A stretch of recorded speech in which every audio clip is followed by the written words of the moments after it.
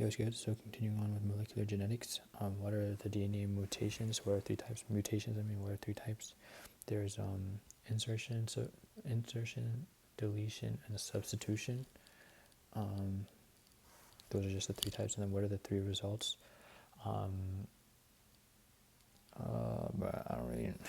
Bro, why is this all so difficult, bro? I feel like my brain is like, it already has too much information that's not like clocking anything right now.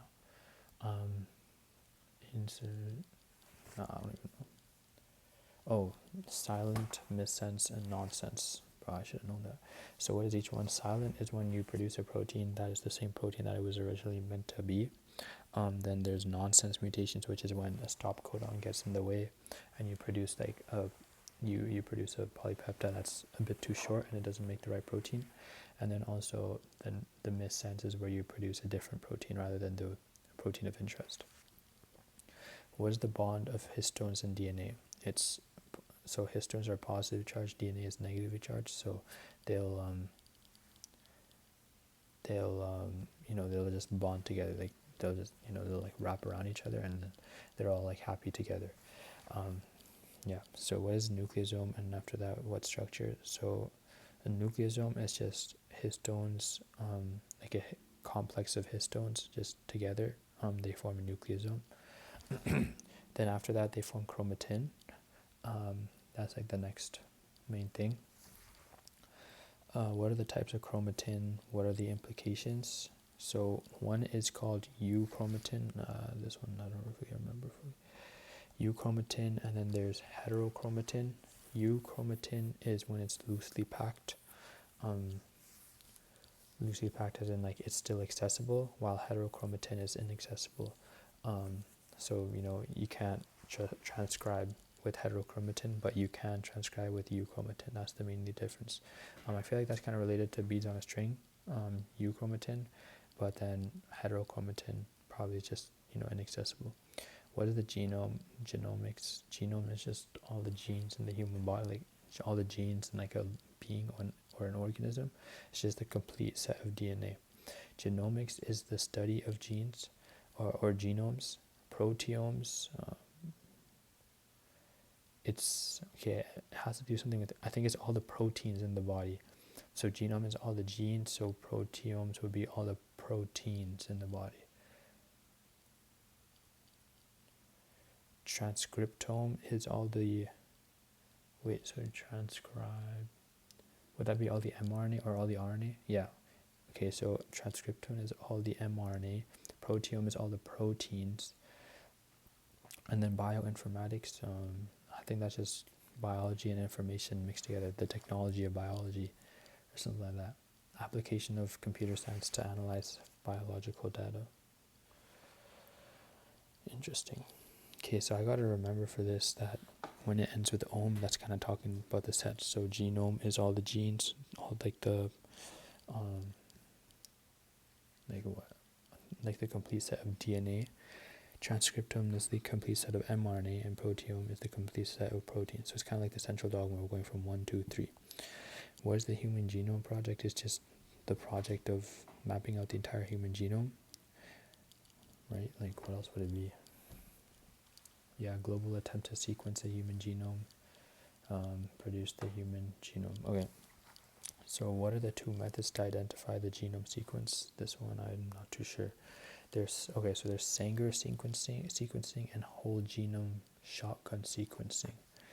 So, damn, I really don't know this one. Sanger sequencing amplifies DNA using fluorescence. Whole genome shotgun sequences splicing and cloning DNA into copies or fragments. Why does it say ordered via software?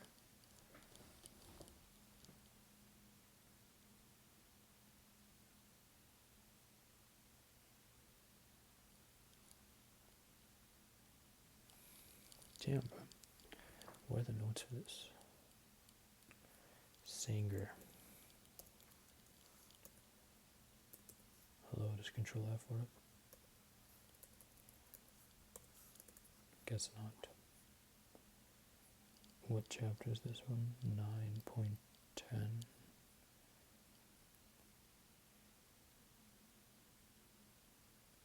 Wait, why is it talking about operons, bro? We did not learn about operons yet. Yo, open reading frame, untranslated region? Oh nah. Oh nah. That's cooked. Okay, Sanger sequencing. Amplifies DNA, involves splitting a strand of DNA into two and synthesizing new strands using fluorescent nucleotides. Whole genome shotgun. Clone DNA and cut it into different size fragments. Computer software places the sequence in order based on overlaps. Yo, this is kind of cooked, bro. Bruv. It's cooked, bruv. Okay. Yeah, I need to look at that. What are metagenomics? Yo, I genuinely don't remember this, bro. Sequencing the DNA of entire communities of species. Helpful in the sequencing of microorganism microbial population. Allows us to determine gene size, gene number, and gene density. Damn, bro. This is low-key cooked. What is gene... Bro, and I'm only a third of the way through the content. And I'm already like overload, bro. I need to spend like a couple of days just like understanding everything I've learned so far. Like fully. Okay, what are metagenomics? What is... Okay, so this, I think I already said that. Sequencing the DNA of entire communities of species. What is genome size? What does gene size imply? So, would it imply complexity? Or would it imply like the actual, like, animal, like, okay, so what is genome size?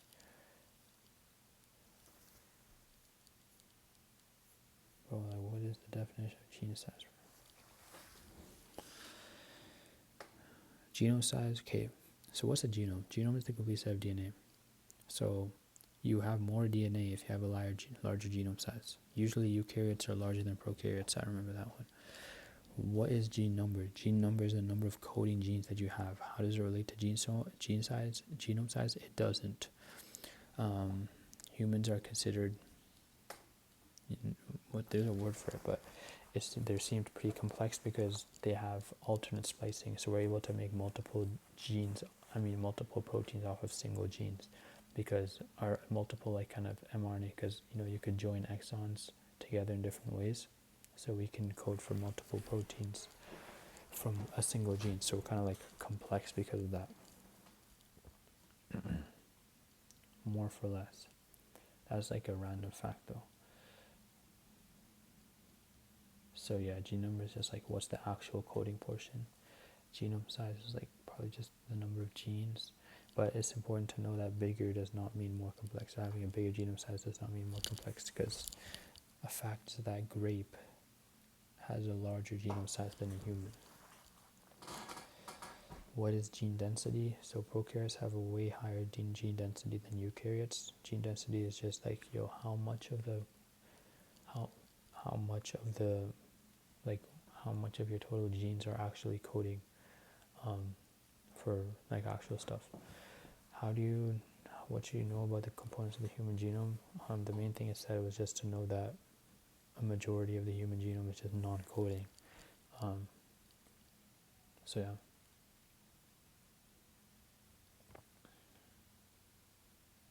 Repetitive non-coding. What is image placeholder? Okay, anyways. What are the transposable elements? I really don't know this one either, bro. Two methods of transposomes. How does retrotransposome work? So,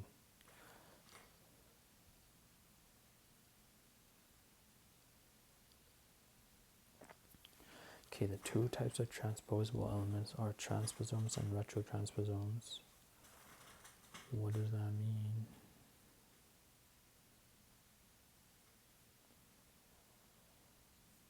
Okay, so it says that transposons have two methods, cut and paste and then copy and paste. So you can cut and paste a transposome, copy it, right, but leave it as it is and where it is, and then paste it in a different area.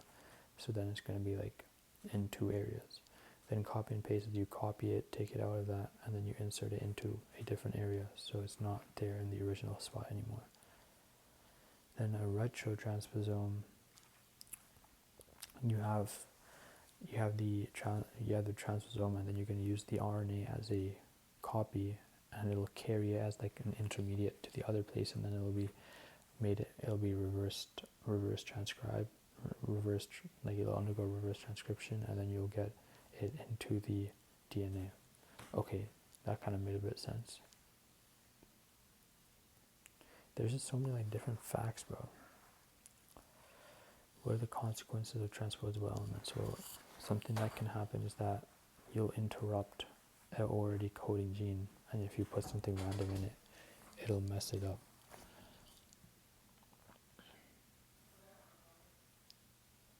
Yeah, major ramifications.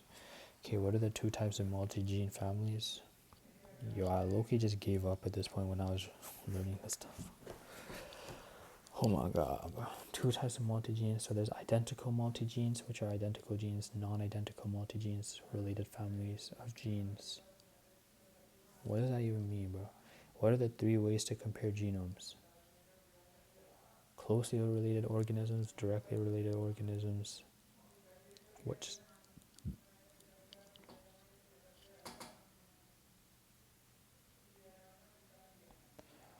What are the consequences of transport elements?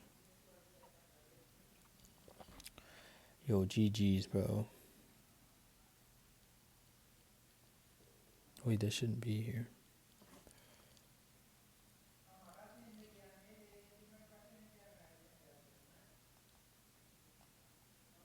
How? Okay, wait. I'm not even gonna. Bro, what is going on, bro? Okay, bro, I have to do another one today. Okay, what are the three ways to compare genomes? Closely related, small genetic differences. Distantly related, high conserved regions, organisms, same species. SNPs and CNVs. So you might be asking, what are SNPs and CNVs? Well, I don't know either.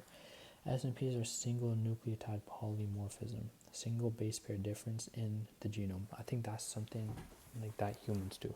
Individual diversity is due to the presence of SNPs.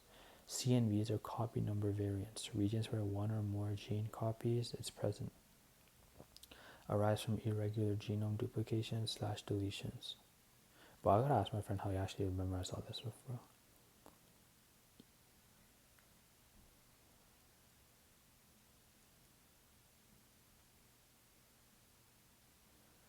Regions where one or more gene copies. Okay, so CNP,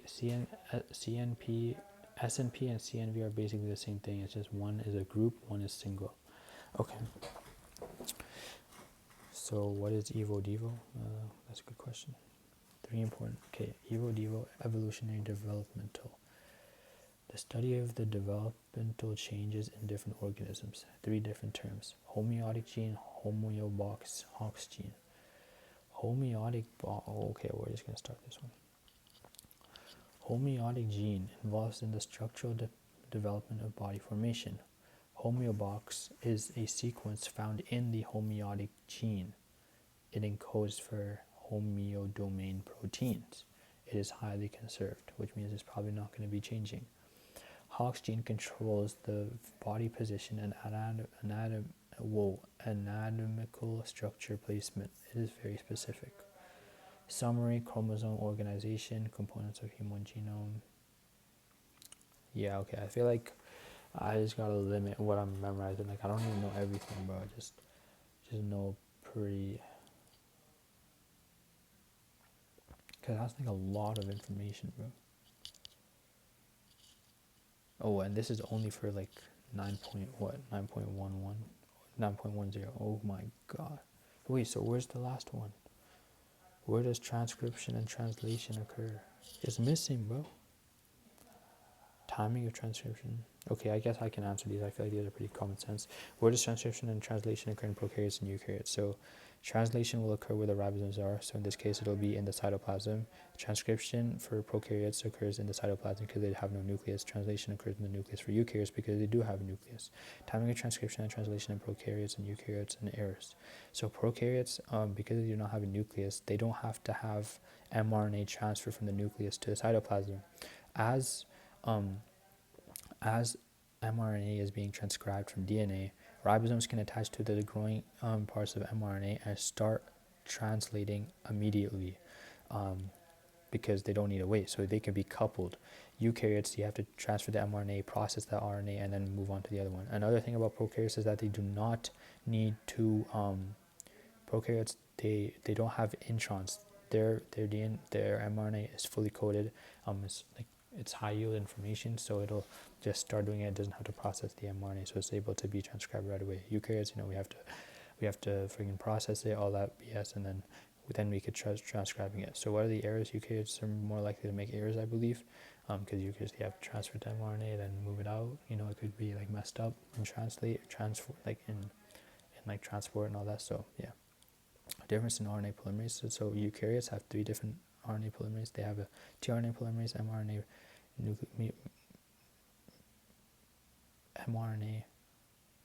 polymerase, like mRNA polymerase, tRNA polymerase, and rRNA polymerase. So they have 3 different, while prokaryotes, they have one polymerase that does everything. How is initiation different? So in eukaryotes, we're going to use transcription factors. In prokaryotes, we use sigma factors. Difference in mRNA and processing. So I think I said it earlier, and for mRNA, prokaryotes, they do not have introns, so they don't have to do the processing and stuff like that. Eukaryotes, we have to process it, we have to remove introns, we have to join exons. I'm not sure what the second difference is, though. That is something I'm not too sure of. Let me find the notes.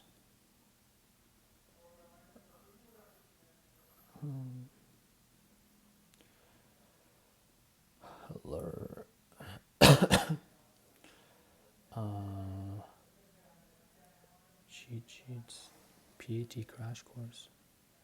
Bro, I feel like PAT is the most like self-explanatory. Bro, it's just, this stuff is low-key fried, bro. Okay, where is this?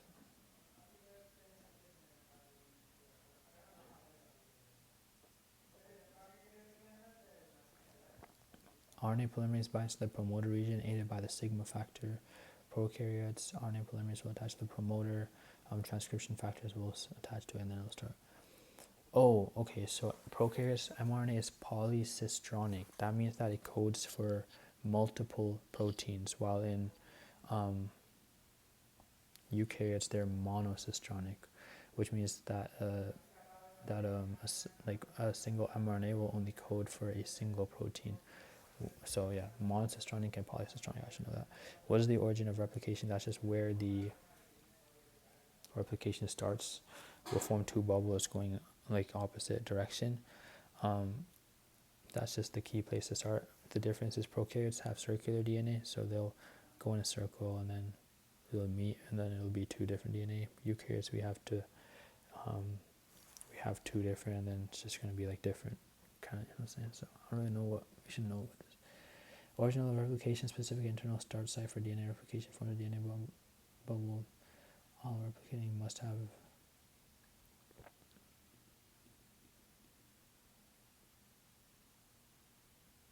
Oh, so prokaryotes, they have a single origin of replication. Eukaryotes will have multiple. Okay. Sick. Okay, that's all for today. Or for this one, I have to do another one.